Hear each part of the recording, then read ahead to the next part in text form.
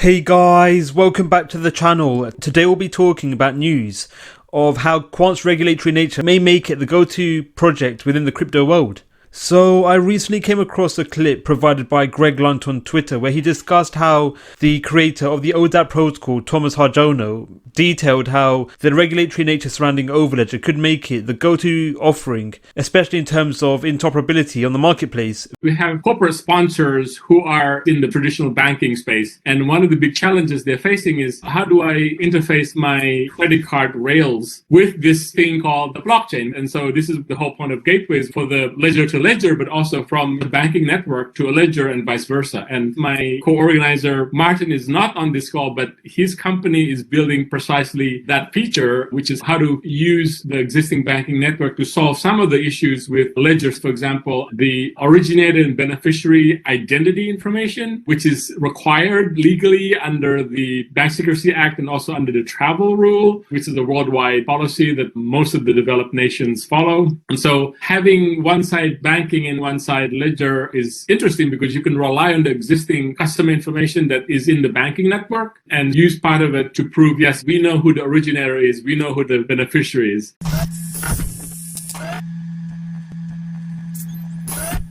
So the need for Quant to comply with regulatory frameworks has seen the organization work in conjunction with a number of bodies around the world, most notably MIT in the US, where the direct collaboration between Quant and MIT was centered around ensuring that Quant's overledger adhered to regulatory frameworks, where this collaboration ensured that Quant's overledger was able to comply with regulatory requirements put forward by financial institutions, including AML and KYC. So the direct collaboration between MIT and Quant wasn't only centered around ensuring that Quant's innovations, most notably overledger, adhered to regulatory frameworks.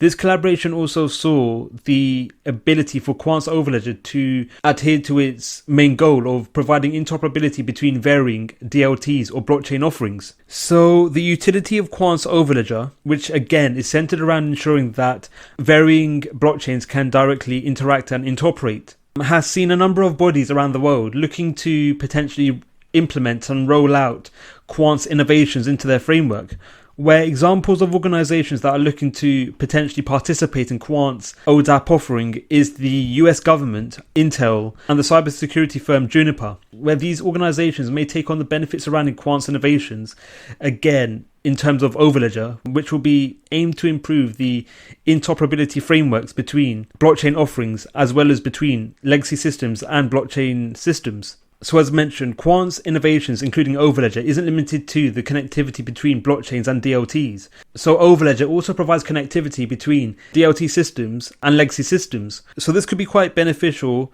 especially when CBDCs are eventually rolled out onto the open market, as CBDCs will likely be built on varying technology compared to legacy payment systems, most notably blockchain. So due to the potential underlying differences in the underlying innovation supplying the networks, this will mean that an overarching platform will be required to be integrated into this financial system. So this point was actually put forward by the Bank for International Settlement, where the bank detailed the need for an overarching platform to be integrated to enable the direct integration of a blockchain-based system and legacy payment systems.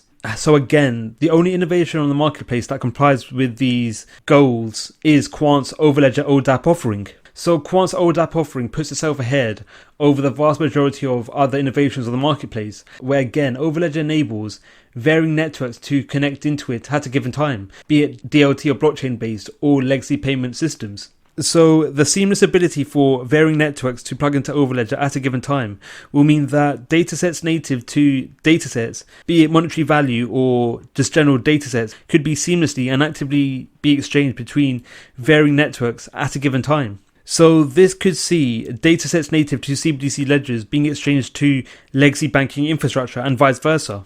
So if central banks and the Bank for International Settlement do choose to implement overledger into their frameworks, this could be quite exciting for QNT token holders, as such financial bodies would have to purchase QNT to gain access to Quant's offerings, most notably overledger. So this will see increases in the demand for QNT, and as a result the price of QNT may see similar increases.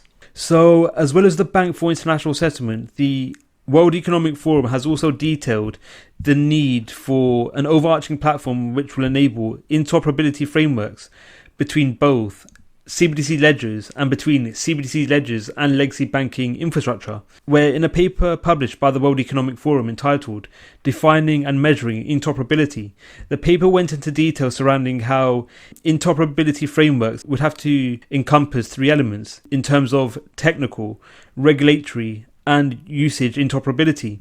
So, as well as Quant's overledger offering, another offering provided by Quant includes Quant's multi-ledger token stablecoin, where this stablecoin is centered around improving the seamless interoperability and interconversion of future fiat CBDCs. A number of financial bodies have actually eyed Quant's MLT stablecoin as a viable candidate for an M-bridge solution, where one organization includes the IMF, where the IMF is set to leverage Quant's MLT technology when CBDCs are eventually rolled out to the open market. And the IMF may have turned to Quant's MLT stablecoin, most notably due to the stablecoin complying to the IMF's semi-decentralized model surrounding CBDCs. So with Quant working alongside MIT to ensure that its offerings adhere to regulatory frameworks, Quant could be the answer to a number of developments surrounding financial activities that arise around the world, be it MLT stablecoin utility or the rolling out of overledger to provide connectivity between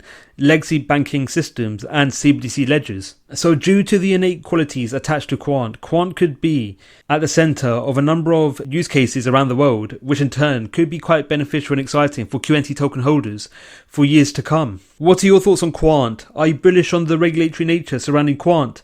Let us know your views in the comments below. Thank you for watching, Crypto Clan. Don't forget to like, subscribe and click on the notification bell.